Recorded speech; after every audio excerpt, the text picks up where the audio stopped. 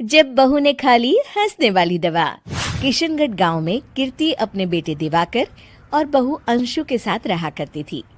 तीनों बहुत ही हंसी खुशी अपना जीवन व्यतीत कर रहे होते हैं। अरे बहू, आज खाना मैं बना देती हूँ। नहीं माँ जी, आप क्यों तकलीफ कर रही हैं? आप आराम कीजिए, खाना मैं ही बनाऊंगी। कितनी अच्छी बहू मिली है मुझे।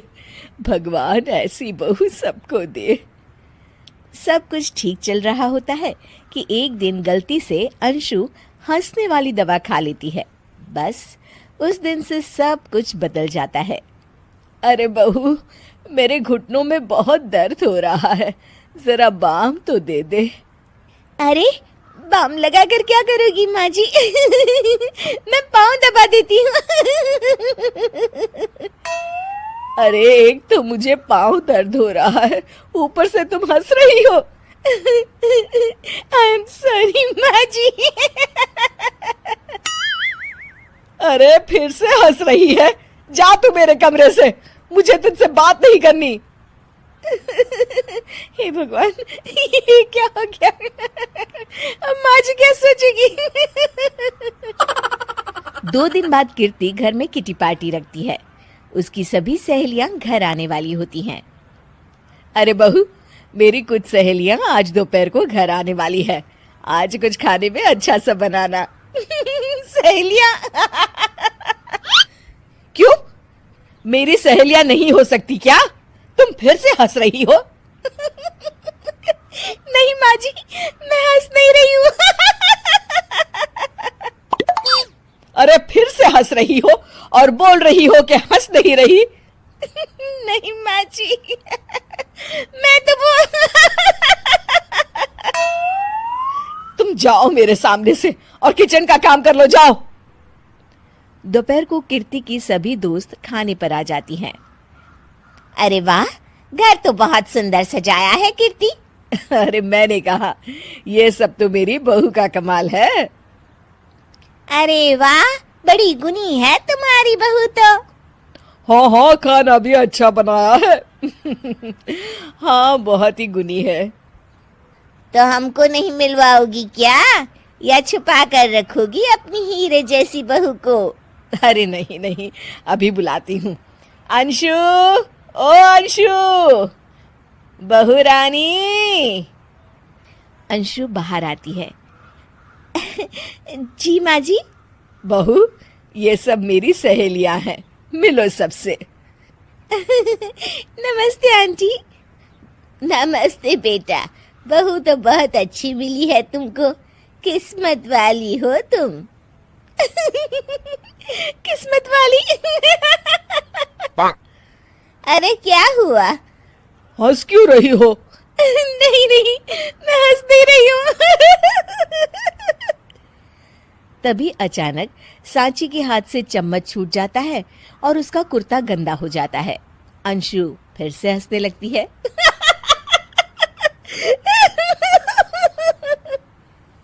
इधर सब सहेलियां गुस्सा होकर चली जाती हैं। कीर्ति भी नाराज होकर अपने कमरे में चली जाती है। हे भगवान, ये मैंने क्या कर डाला? इस तरह से तो माँ जी और उनकी सहेलियां नाराज हो गई। अगले दिन, बहू, ओ बहू, किधर हो? जी माँ जी। जल्दी से मेरे साथ चलो, पड़ोस वाले शर्मा जी की हार्ट अटैक से मौत हो गई है, उनके घर बैठक के लिए जाना है। अंशु तैयार होकर आ जाती है। थोड़ी देर में दोनों शर्मा जी के घर पहुंच जाती हैं।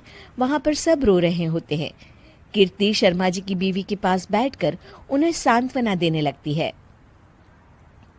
बड़े अच्छे इंसान थे मेरे पति। अच्छा। तुम हंस क्यों रही हो? वो अच्छे थे। हाँ हाँ, बहुत अच्छे थे अंकल। अरे अंशु, हंस मत। माँ जी, मैं हंस नहीं रही। मैं तो आंटी जी को बस दिलासा दे रही थी। सब औरतें अंशु की इस हरकत से हैरान हो जाती हैं। कीर्ति भी बहुत शर्मिंदा होती है और वो अंशु को लेकर फटाफट घर लौट आती है। अंशु, क्या हो गया है तुझे? हंस क्यों रही थी तू वहां पर? नहीं बाजी, मैं तो बस अरे तू फिर से हंस दी। जा तू अपने कमरे में, मुझे तो तुझसे बात ही नहीं करनी। मेरा बेटा ही तुझसे बात करेगा अब। रात को जब दिवाकर घर लौट आता है तो कीर्ति दिवाकर को सब कुछ बताती है। ठीक है माँ, अब फिक्र मत करो, मैं अंशु से बात करता हूँ। दिवाकर अपने कमरे में जाता है। जी आ गए आप कैसे हैं? मैं तो ठीक हूँ, बस सर में हल्का दर्द है। सर में दर्द अरे इसमें हंसने की क्या बात है? नहीं, मैं हंस नहीं रही हूँ मुझे तो फिक्र हो रही है आपकी एक तो मेरे सर में दर्द है, ऊपर से तुम हंस रही हो। अरे कैसे समझाऊं मैं आपको मैं हंस नहीं रही अंशु, तुम इस घर से चली जाओ। माँ ने मुझे बताया जो भी तुमने शर्मा आंटी के घर किया और किटी पार्टी में भी। नहीं जी, मैं ऐसे नहीं हूँ तो अभी क्या हुआ था? क्यों हंस रही थी तुम? रुकिए मैं आपको सब कुछ बताती हूँ आपको सब कुछ। अंशु डायरी में लिखकर दिवाकर को पढ़ने देती है। कुछ दिनों पहले मैंने गलती से हंसने वाली दवा पी ली थी, जिसकी वजह से ये सब हो रहा है। इसका असर कुछ दिन और रहेगा। अरे तो तुमने ये सब पहले क्यों नहीं बताया अंशु? वो मैंने माँ जी को बताने की बहुत कोशिश की मगर उन्होंने सुना ही नहीं अरे ठीक है, मगर वादा करो जब तक दवाई का असर ठीक नहीं हो जाता तुम घर से बाहर नहीं जाओगी। नहीं जाऊंगी और हंसूंगी तो बिल्कुल नहीं लो, तुम तो फिर से हंस दी